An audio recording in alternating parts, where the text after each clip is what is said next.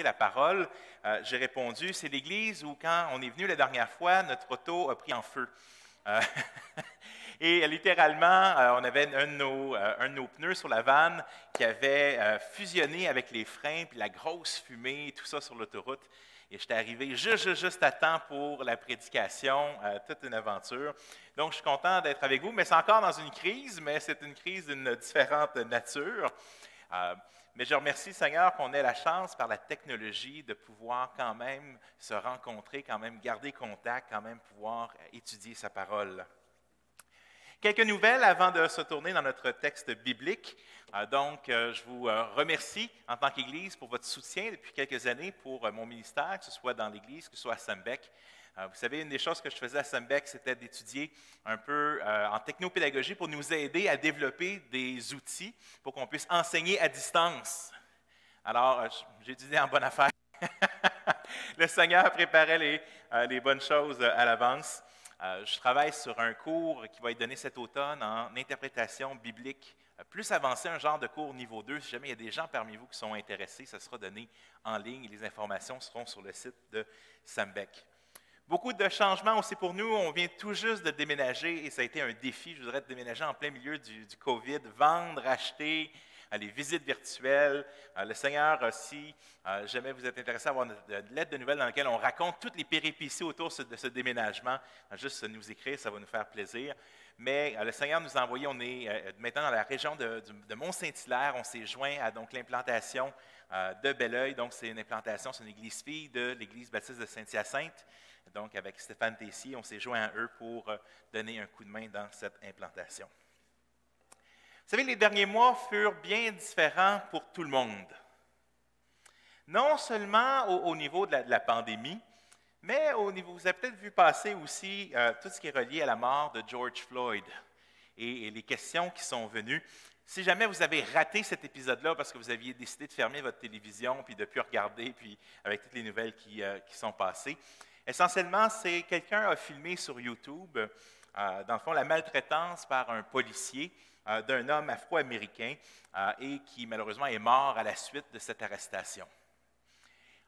Le monde a été enflammé un peu partout au travers des États-Unis. On a eu des manifestations à Montréal, ici un peu partout. Et ça a fait réfléchir beaucoup de gens sur le racisme, sur comment est-ce qu'on traite l'autre avec un grand A, celui qui est différent de moi. Mais vous savez, l'Église, on est souvent très, très loin derrière. Francis Schaeffer disait souvent que l'Église, c'est le dernier wagon sur le train. Puis quand on arrive, finalement, la société est passée à autre chose, puis nous, on commence à réfléchir sur les choses que de hier ou du siècle dernier. Mais ce qui est étonnant, c'est que la parole de Dieu, dès les premiers chapitres de la Genèse, la parole de Dieu dans comment Jésus va interagir avec les gens, nous donne déjà des réponses il y a 4000 ans, il y a 2000 ans, sur des questions qui aujourd'hui enflamment notre société, enflamment notre monde. Si on avait à résumer le racisme, c'est quoi?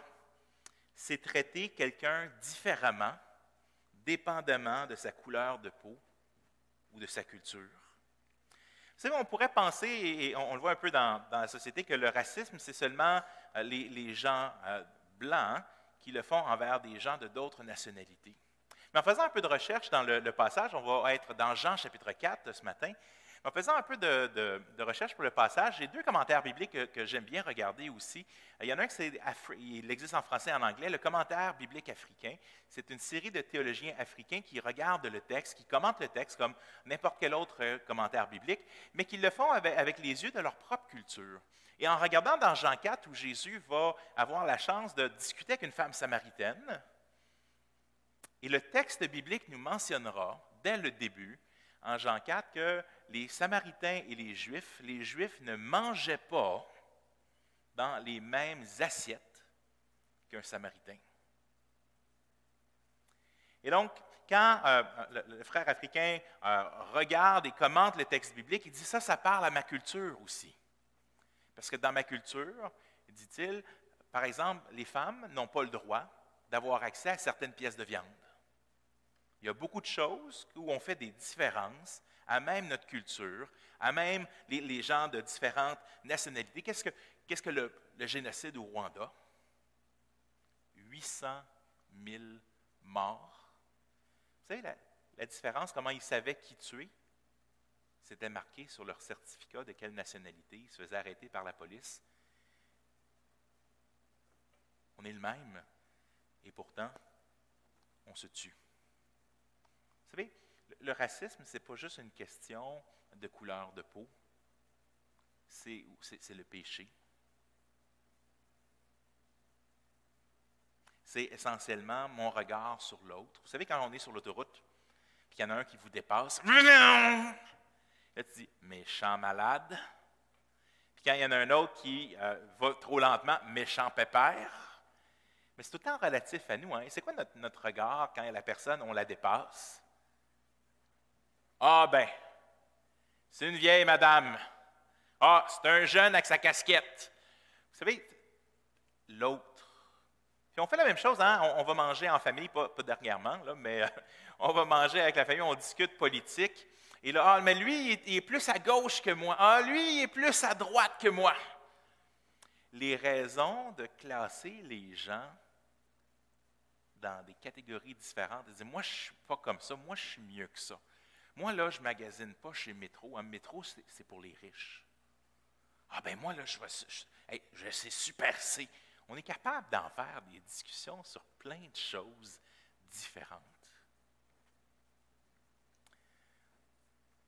Le monde est en train de sauter une coche en ce moment, parce qu'au travers de toutes ces questions-là, on commence à nous dire, alors, non, il n'y a plus ni homme, ni femme, ni africain, ni américain, ni québécois.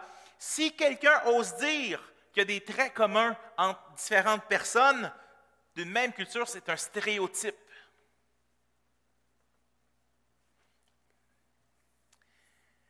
Un stéréotype, c'est quoi? C'est une opinion toute faite qui réduit les singularités. En blanc, c'est une opinion toute faite en disant « je catégorise toutes les personnes qui portent une casquette. C'est des petits jeunes qui vont vite sur l'autoroute. » Un stéréotype, c'est qu'il y a des traits communs à un groupe d'individus et on applique à l'ensemble du groupe des préconceptions, des choses que l'on pense qui vont être vraies. Il est mauvais de juger tous les individus sur la base d'un stéréotype. Mais les humoristes, on est connu au Québec comme une nation avec beaucoup d'humoristes, en partie utilisent les stéréotypes, nos stéréotypes, pour nous faire rire. Tu sais, nous autres, les gars, tu sais, nous autres, les amateurs du Canadien, c'est quand même extraordinaire en ce moment, ils n'ont aucune défaite. Nous, les gamers, ou nous, les joueurs de pétanque, ou nous, les amateurs du jazz, ou nous, les amateurs de country. Mais vous voyez, là, vous avez ri, pourquoi? Bien, c'est pour ceux qui sont dans la salle, on rit, je ne sais pas chez vous, mais pourquoi? Parce qu'à quelque part, il y a un stéréotype de celui qui aime le country. Mais vous savez quoi? Ils sont capables de rire d'eux-mêmes aussi. Pourquoi? Parce que des fois, certaines de ces choses-là, c'est des traits avec lesquels on a des liens. Si on est capable de rire de, en guillemets, certains stéréotypes, c'est parce qu'à quelque part, on se retrouve dedans. Et donc, ce n'est pas une question de dire, « Hey, à ce moment-là, il n'y a plus de groupe. » Et c'est un peu ce qu'on essaie d'arriver aujourd'hui, c'est « Il n'y a que l'individu et qu'est-ce que toi, tu te crées pour toi-même. »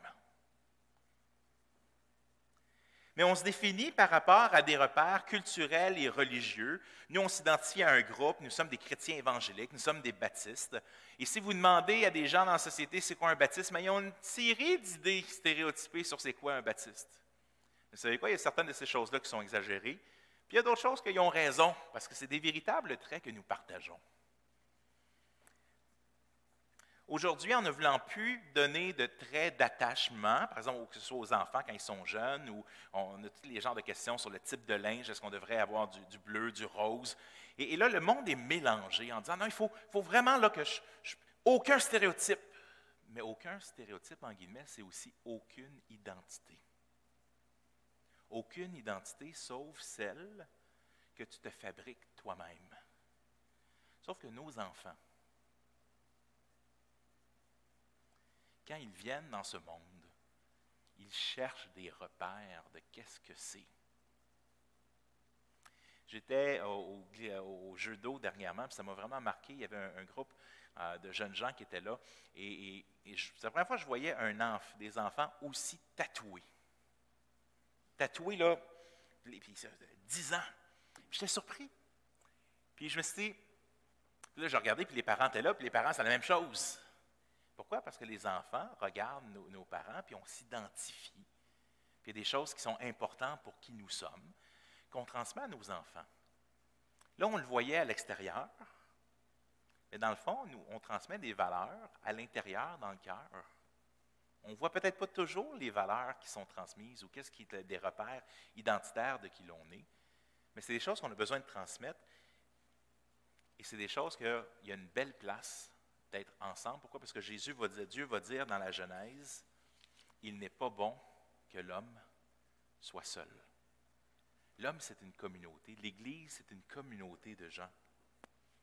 Il n'est pas bon que l'homme soit seul, et le concept d'égalité ne voit pas le jour en 2016. Le concept d'égalité voit le jour en Genèse 2,18. Il n'est pas bon que l'homme soit seul. Je lui ferai une aide, son égale.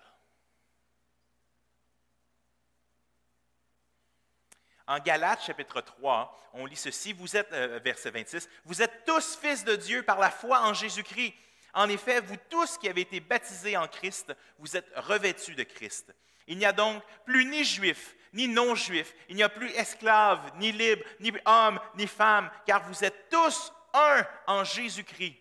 Si vous appartenez à Christ, vous êtes donc la descendance d'Abraham et vous êtes héritiers conformément à la promesse. » C'est un des grands arguments de l'apôtre Paul.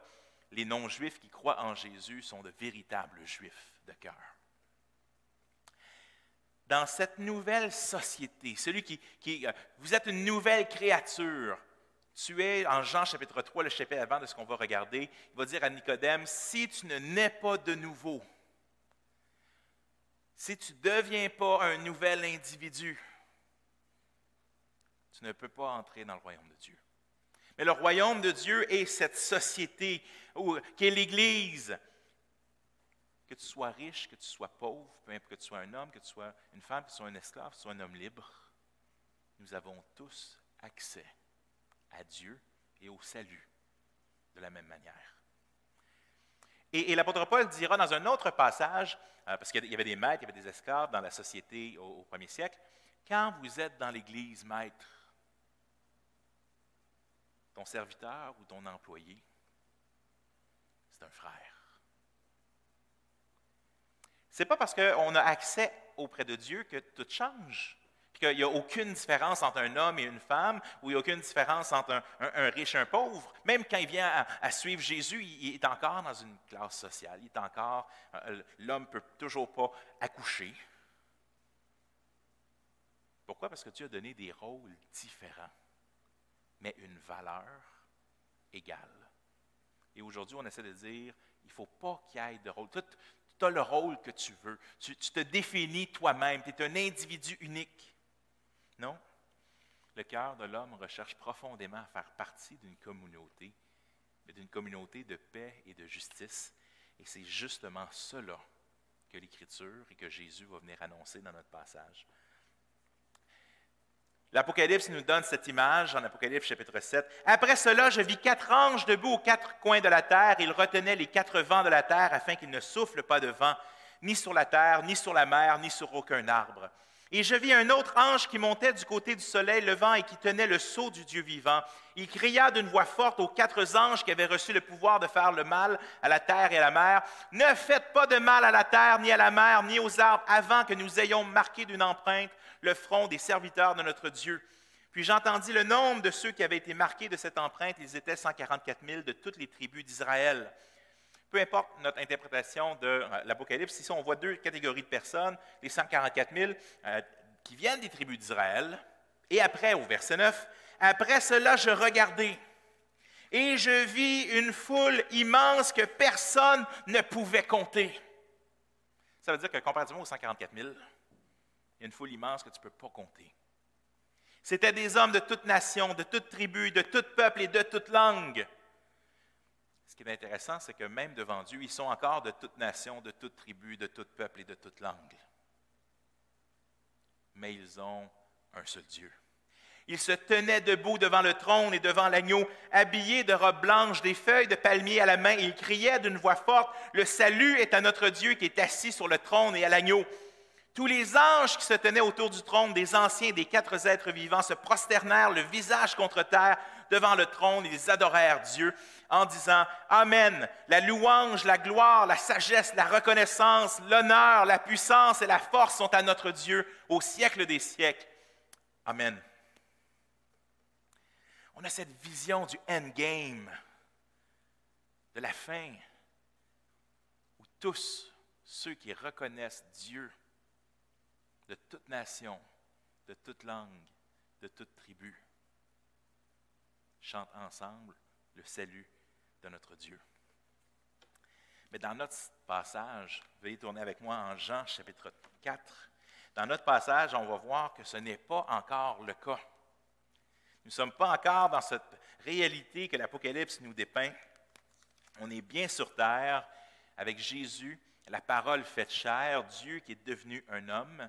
Non seulement Dieu qui est devenu un homme, Dieu qui est venu comme un homme au 1er siècle dans la nation juive, dans la tribu de Juda, et qui a marché parmi nous. On est après donc l'histoire avec Nicodème, verset 1, je lis dans la version du Sommeur ici. « Les pharisiens avaient entendu dire que Jésus faisait et baptisait plus de disciples que Jean. À vrai dire, Jésus lui-même ne baptisait personne, il laissait ce soin à ses disciples. Lorsque Jésus l'apprit que les pharisiens voulaient lui causer du trouble, il quitta la Judée et retourna en Galilée, mais il lui fallait passer en Samarie. »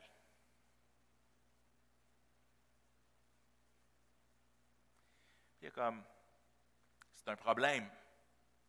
Pourquoi est-ce que c'est un problème pour Jésus dans l'histoire?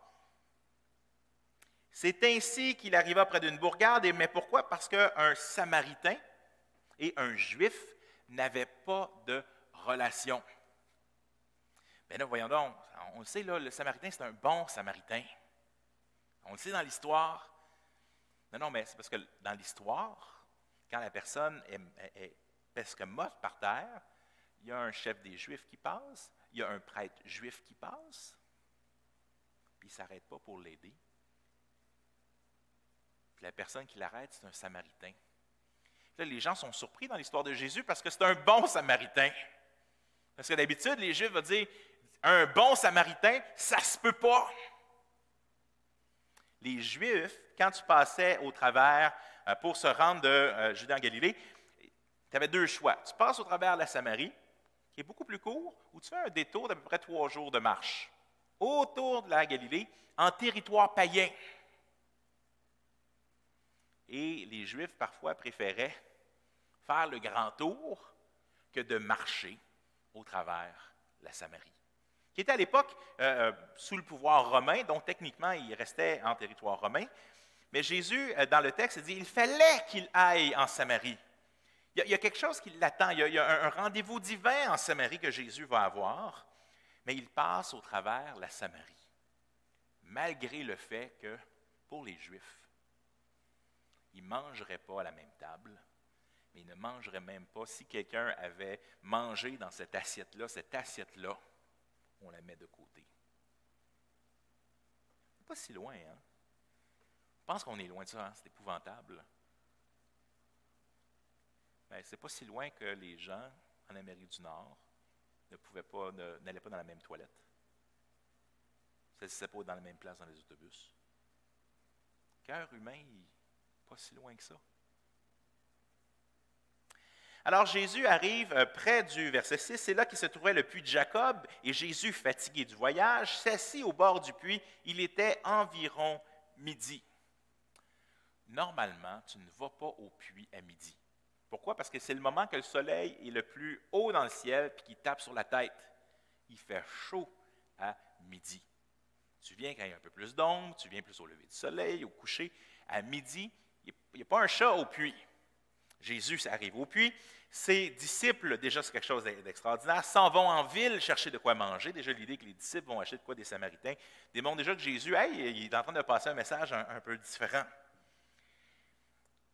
il était environ midi, verset 7, une femme samaritaine vint pour puiser de l'eau. Une femme seule. Femme ne voyage pas seule pour aller au puits, parce que le puits est un peu à l'extérieur de la ville. C'est le puits, le texte nous dit, le puits qui a été construit par Jacob, un des patriarches d'Israël. Pourquoi elle est là seule à midi? Ça nous donne des indices qu'elle n'est probablement pas respectable. Elle veut éviter les regards, elle veut éviter d'être vue par d'autres personnes, et elle arrive là sur l'heure du midi. Puis Jésus la regarde.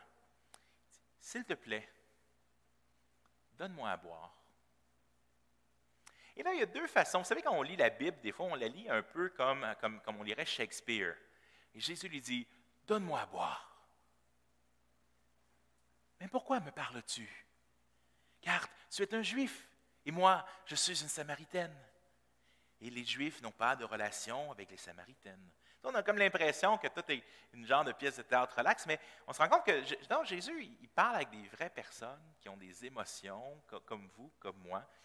Et on va se rendre compte que la femme, elle est beaucoup plus sarcastique et elle est beaucoup plus piquante un peu dans cette conversation qu'on a des fois l'impression. Regardons l'échange qu'il a. Jésus lui pose la question, « Donne-moi à boire, s'il te plaît. » La Samaritaine s'exclama, « Hein? T'es juif? Puis tu me demandes à boire à moi qui suis une Samaritaine? » C'est intéressant de savoir comment ils sont la différence, parce qu'ils ont les mêmes ancêtres. Les Samaritains, essentiellement, de où ils viennent, en guillemets, c'était que quand le peuple d'Israël, le royaume du Nord, a été détruit en 721, donc la Syrie va déporter plein de gens pour populer, à quelque part, le royaume du Nord avec d'autres peuples. Et beaucoup du peuple d'Israël va être déporté ou envoyé ailleurs. Et les Samaritains, c'est essentiellement le peuple d'Israël qui est resté derrière et qui s'est marié avec des gens des autres nations qui adoraient d'autres dieux.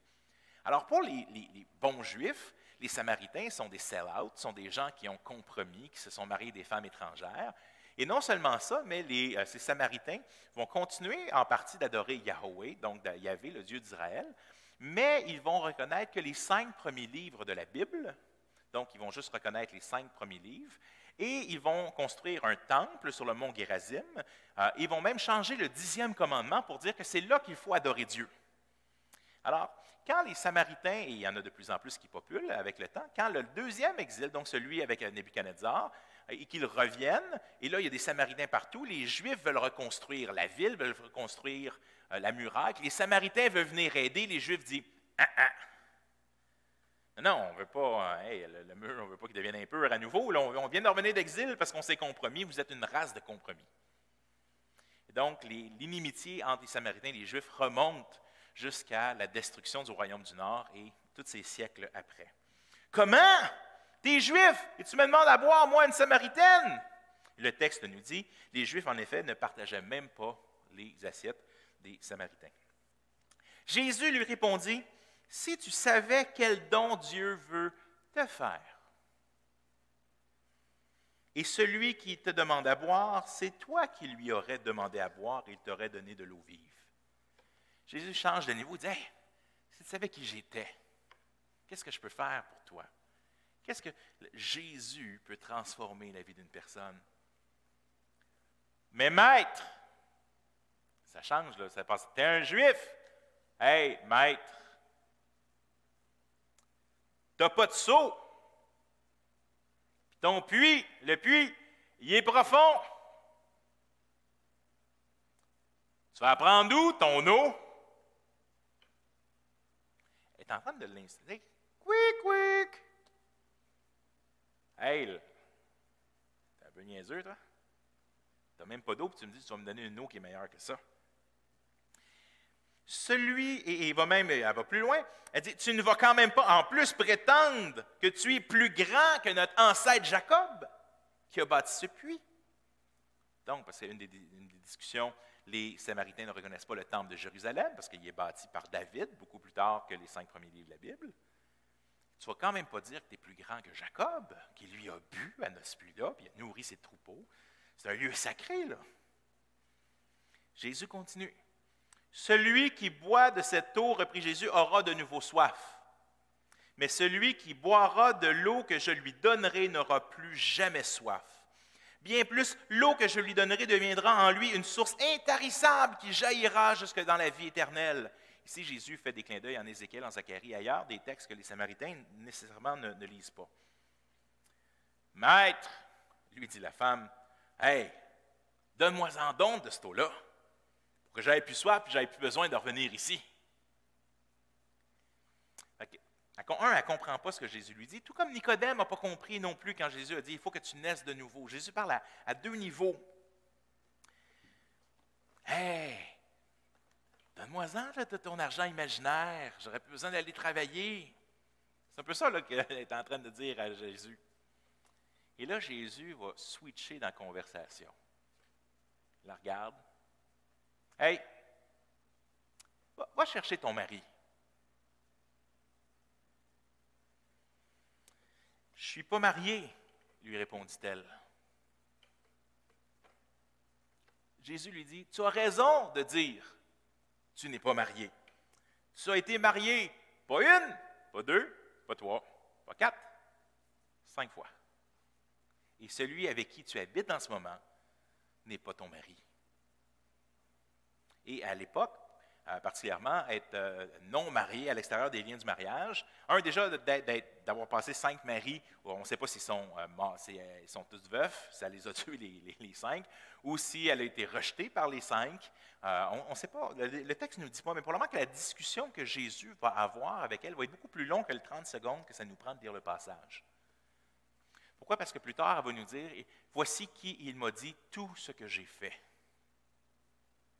Et Jésus switch et dit, hey, va chercher ton mari.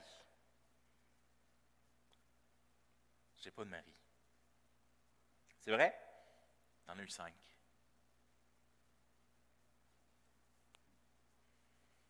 Comment?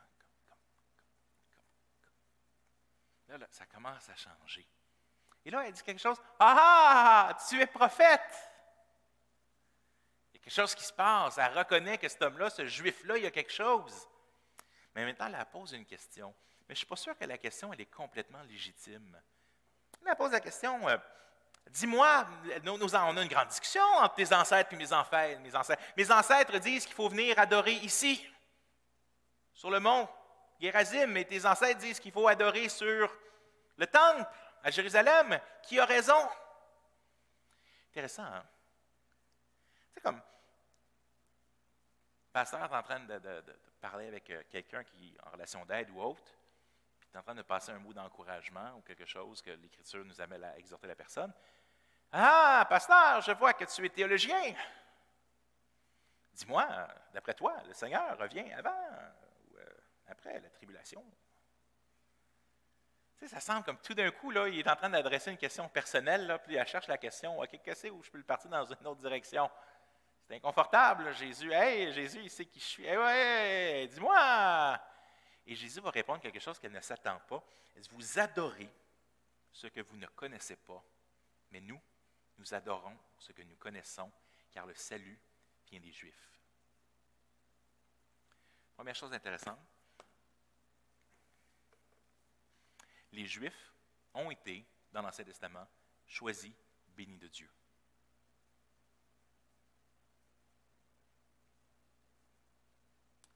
C'est un choix que Dieu a fait. Mais les Juifs ont compris ça comme ils sont uniquement bénis de Dieu, alors que le Nouveau Testament nous dit qu'ils ont été choisis pour être une bénédiction pour toutes les autres nations.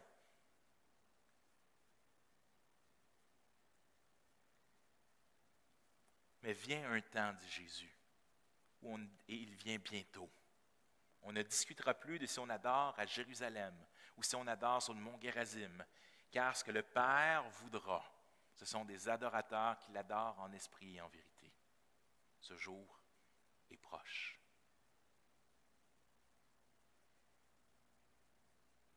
On apprend que le Taheb doit venir. Parce que les Samaritains ne croyaient pas, ils n'ont pas tout l'ensemble de l'Ancien Testament, mais ils ont cette prophétie que Moïse va dire, il viendra un prophète plus grand que moi. Le Taheb doit venir. Et Jésus la regarde. Et c'est la première fois dans l'Évangile de gens que Jésus va répondre positivement, dire « Je le suis, moi qui te parle ». La première révélation de Jésus, clairement, quelques chapitres avant, il est à Cana, il ne veut pas que ce soit connu qu'il change l'eau en vin. C'est la première grande révélation de Jésus dans l'Évangile de Jean. Il le fait à une Samaritaine, à une femme. Les disciples sont en train de revenir, elle est tellement marquée par ce qu'il dit, elle part en courant, elle oublie la cruche qu'elle a remplie. Et elle va dire à tous les Samaritains, « Voici, il est peut-être le Taëb, il est peut-être l'élu, le Messie. Il m'a dit tout ce que j'avais fait. » Puis il voit quelque chose de la femme qui se cache, la femme honteuse, qui s'en vient à être quoi? Celle qui proclame le message que le Messie est là. Et Jésus va rester quelques jours là-bas parce qu'ils vont lui demander de rester là. Et beaucoup crurent au nom de Jésus. Dans l'Évangile de Jean, au travers de Nicodème, au travers d'autres personnages qu'on voit dans l'Évangile, les Juifs ne reconnaîtront Jésus moins vite que les Samaritains. D'ailleurs, les Juifs vont accuser Jésus. « Tu es un démoniaque samaritain » en Jean chapitre 8. C'est une insulte. Dire à quelqu'un que tu es un samaritain, c'est son équivalent de dire tu es un démoniaque, tu es un possédé, tu es un démon.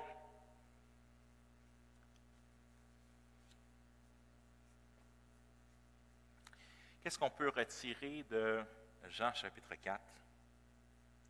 Soyez mes témoins, nous dit Jésus. À Jérusalem, dans la Judée, dans la Samarie et jusqu'aux extrémités de la terre. Puis ça, même les disciples ne l'ont pas compris dans le livre des Actes tout de suite. Parce qu'ils voulaient juste parler aux Juifs qui étaient ailleurs dans le monde. Mais non, tout le monde. Nous avons une responsabilité en tant que chrétiens, en tant qu'Église, de rejoindre toutes les nations dans l'Évangile. Ça ne veut pas dire d'aller nécessairement toujours à l'autre bout du monde, particulièrement dans un contexte de plus en plus multiculturel. C'est aussi de rejoindre les diverses communautés qui sont autour de nous. Mais des fois, vous savez, percer la barrière de la culture, de la langue, c'est pas facile. Puis on trouve ça plus facile de juste rien faire. Si le Seigneur nous met à côté d'une communauté musulmane ou un quartier qui l'est plus, c'est notre responsabilité d'apporter aussi l'Évangile aux gens autour de nous.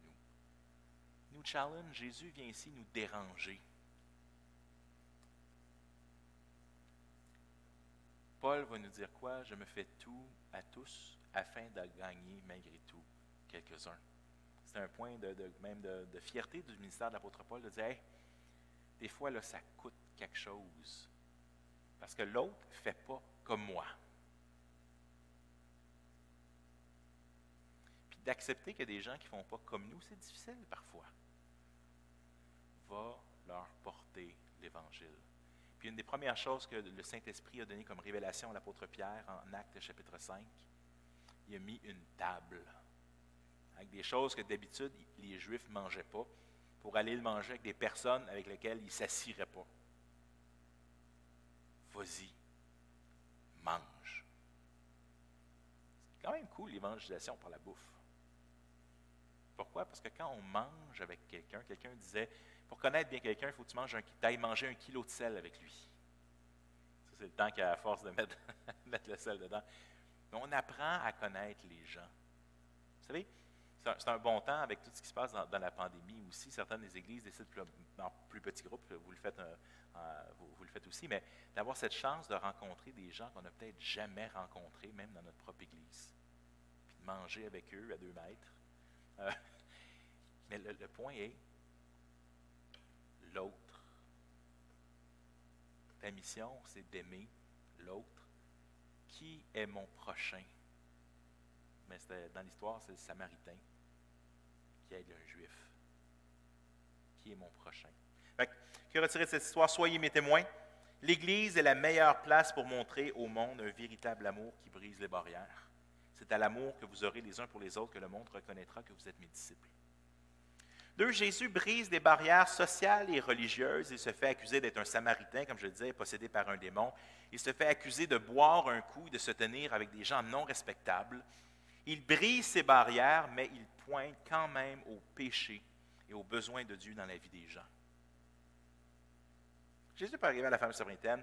« Ah, tu as eu 5 mariages. C'est pas grave. Puis là, tu vis avec une personne qui n'est pas ton mari. C'est pas grave. C'est pas ça que Jésus dit. » Même dans ce fameux passage, et c'est ça un des passages qui est le plus apprécié par les non-chrétiens. Quand tu leur poses une question, hey, qu'est-ce que tu connais sur Jésus? Lance pas la pierre. Tout le monde connaît le Jean 8 avec cette idée, Jésus ne lançait pas la pierre à la femme adultère. Oui, mais c'est parce qu'à la fin du message, il lui dit quand même quoi? Va et ne pêche plus. D'ailleurs, en anglais, j'écoutais sur des problèmes de traduction des fois. Tu sais, des fois, tu fais des erreurs, et même la Bible a des erreurs dedans, dans le sens où les versions de la Bible qu'on a, des fois, ont des erreurs dedans. Et en anglais, c'est « Go and sin no more ». Mais l'éditeur avait fait une erreur. Il a juste changé 2 lettres de place, le O puis le N. « Go and sin on more ». Va et pêche plus. Non, Jésus, et on a besoin d'entendre ça. Aimer les gens, ce n'est pas accepter n'importe quoi. Il y a une part, puis il y a une tension, puis Jésus l'a navigué cette tension. Hey, j'ai un message, j'ai quelque chose d'extraordinaire. Il y a un message d'amour extraordinaire. Comme Dieu nous aime tel que nous sommes, mais il nous aime trop pour nous laisser tel quel. Puis il ne faut pas perdre cette partie du message qui est essentiellement, vous savez, le racisme, c'est un péché. L'orgueil, c'est un péché. C'est pas juste un péché dans lequel on est contre, en guillemets. Mais pas qu'on est contre, il ne faut pas que tu pêches. Non, parce qu'on est contre parce que ça nous tient captifs. Puis qu'on est enchaîné. Puis qu'on est tenu dans l'esclavage du péché. Et c'est ça la véritable liberté. Je ne peux pas faire le bien que je veux faire, je ne le fais pas. Le mal que je ne veux pas faire, je le fais. Qui me délivrera de ce corps de mort? C'est possible en Jésus-Christ. C'est le message de l'apôtre Paul, notamment. Donc, soyez mes témoins. Jésus va briser les barrières sociales et religieuses tout en quand même challengeant les gens sur leurs besoins de Dieu dans leur vie. 3, l'intervention surnaturelle de Dieu ouvre les portes. Prions que le Seigneur nous donne des clés pour ouvrir la porte des cœurs. J'ai mon grand-père qui est beaucoup plus âgé maintenant, qui se pose beaucoup de questions. Ce n'est pas un chrétien. Et là, il lit les évangiles apocryphes, puis il lit Hubert Reeves, puis il lit des philosophes, puis il lit ci, puis ça. Puis il cherche, puis il ne voulait pas comme vraiment me poser des questions, parce que moi, je suis ticu dans la famille. Puis, des fois, il faut que tu sois comme, comment est-ce que je les aide à aller plus loin? Puis, à un moment donné, je priais dans un temps de matin, et le Seigneur, ma cœur, disait, pourquoi tu ne dirais pas, au lieu de lire tous les évangiles, machin, apocryphes et tout ça, pourquoi tu ne lirais pas la vraie? Pourquoi tu ne dirais pas à la source? Puis, je me dis, OK, je vais dire ça. Puis là, je ne suis pas sûr, c'est ce qu'il faut que je dise ça. Mais le Seigneur me l'a mis à cœur, puis j'ai partagé. Puis, ça a été une des clés qui a ouvert son cœur en partie. Il commençait à aller, il s'est acheté une Bible. Puis là, dernièrement, on continue avec d'autres conversations. Le Seigneur, des fois, nous donne des clés dans la prière sur comment ouvrir la clé du cœur de la personne devant nous. Prions, comme Jésus, méchante clé, là. Va chercher ton mari. Mais il a pointé à quelque chose là, tellement précis dans sa vie. Puis des fois, le Seigneur va nous donner des clés comme ça. Il va nous donner des idées, il va nous mettre des pensées, il va nous mettre quelque chose à cœur. Prions pour l'intervention surnaturelle de Dieu pour qu'il ouvre les portes. Vous savez, il y a 2 semaines, à l'église de Belleuil, on faisait une marche de prière. On s'est réunis, puis on était par famille prier dans le coin. Et une des choses, on avait une feuille pour les enfants, comme mettons, si tu vois, mettons, une pancarte de déménagement, mais prie pour la personne qui va emménager. Si tu vois des jouets, prie pour les enfants. Il y en a un, c'est si tu vois une porte ouverte, prie que le Seigneur ouvre des portes pour qu'on puisse partager l'Évangile. Et on arrive, on est avec les enfants, puis on se promène, puis c'est notre dernier item qu'on n'avait pas encore trouvé. Et on arrive à côté, il n'y a pas de porte ouverte, sauf une voiture qui a une porte ouverte. Fait qu'on décide de prier. Mais on a notre porte ouverte, et on commence à prier. Et on passe à côté de la voiture, un monsieur qui sort de la voiture, puis il nous regarde. Hey, qu'est-ce que vous faites? Vous faites une carte au trésor, vous faites une chasse au trésor? Puis là, on a pu commencer à y partager. Non, on fait une marche de prière pour l'Église, on prie. On a pu partager. Ah, mais moi j'aimerais ça, j'ai déjà été à l'Église quand j'étais jeune, catholique, etc., etc. Et on est arrivé au point où on a même pu prier pour lui. Le Seigneur a ouvert une porte de façon surnaturelle. C'est une des prières que l'apôtre Paul va faire en Colossiens 4. Priez que le Seigneur nous donne des occasions d'annoncer sa parole. Mais je vous invite à faire de même, et je pense que c'est ces 4 choses que j'aimerais que vous reteniez. 1, soyons ses témoins partout. Donc, avec l'autre, et brisons ses barrières. Jésus brisait ses barrières sociales, religieuses, mais gardait son edge dans l'idée de le péché doit être challengé avec amour. 3, mais le Seigneur peut nous donner des clés pour ouvrir le cœur des gens. Et 4, mais comme Jésus qui avait ce rendez-vous divin, Jésus devait aller en Samarie. Il y avait une notion dedans que Dieu l'a poussé à aller là, mais que le Seigneur aussi nous donne ces rendez-vous divins avec les gens qui, cette semaine, veulent mettre sur votre chemin, même si ça va être une évangélisation masque à masque. J'ai toujours rêvé d'être un super-héros. Maintenant, je peux porter un masque tous les jours, puis je ne peux pas regarder bizarre. Mais le Seigneur, quand il a marché cette terre, a adressé ces problèmes du cœur humain si profonds. Puis il nous montre comment suivre, comment le suivre, comment aimer. Que le Seigneur vous garde, les amis. Puis j'ai été vraiment content d'avoir pu partager ceci ce matin. Prions ensemble. Seigneur Jésus, merci pour ta parole. Merci parce que tu as marché en Galilée, en Judée, en Samarie. Aide-nous à marcher là aussi, Seigneur, où, Seigneur, ta parole n'est pas proclamée, ta parole n'est pas crue. Aide-nous à apprécier l'autre, à le comprendre. Aide-nous à partager. Aide-nous à accepter que parfois on va se refuser des choses afin d'avancer ton évangile. Seigneur, donne-nous cet amour qui t'a mis sur la croix pour nous.